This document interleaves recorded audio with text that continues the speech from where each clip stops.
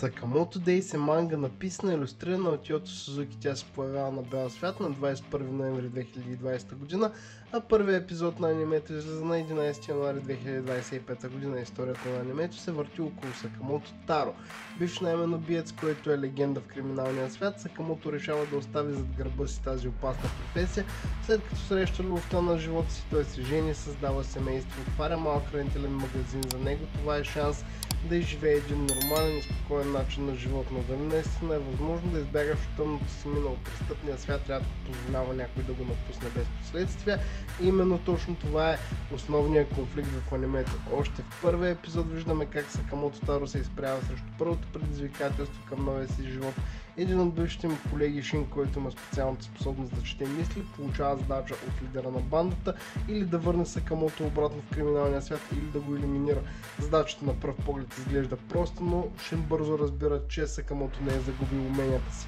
Първата среща на Сакамото и Шин е не само напрегната, но изпълнена с комични моменти, които показват, че Сакамото умело балансира между спокоен живот и смъртоносните си умения. Въпреки това, че не се опитва да изпълни задачата си, той се проваля, тъй като Сакамото показва, че дори години след напускане на бранша, той все още е в топ форма. Една от най-интересните сцени в епизода, като Шин се озовава на вечеря в дома на Сакамото. Тук виждаме човечността на Сакамото, как семейството му е станало неговият център и смисъл на живота.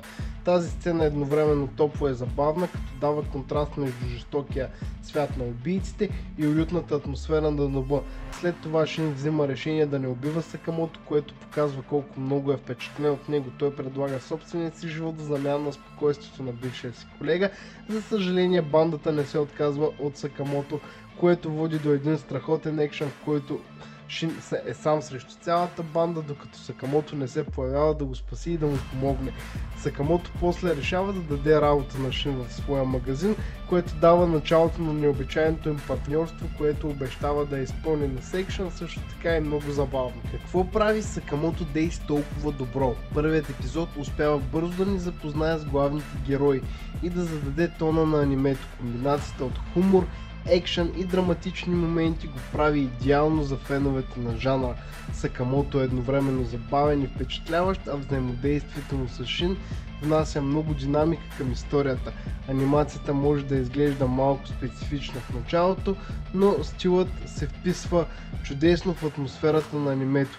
Саундтракът също заслужава внимание, той добавя напрежение в екшън сцените и топлина по-емоционалните моменти. Моето мнение: на първия епизод давам 7 от 10. Това е обещаващо начало, което ми вдъхва увереност, че Сакамото Дейс ще бъде страхотно аниме. С нетърпение очаквам следващите епизоди, за да видя как ще се развие историята. За мен Сакамото Дейс е едно страхотно аниме, с което всеки може да разпусне след края на тежката седмица. Това е, което ще получите от първия епизод. Забава с доза екшън и много релакс. А вие какво мислите? Хареса ли ви първия епизод?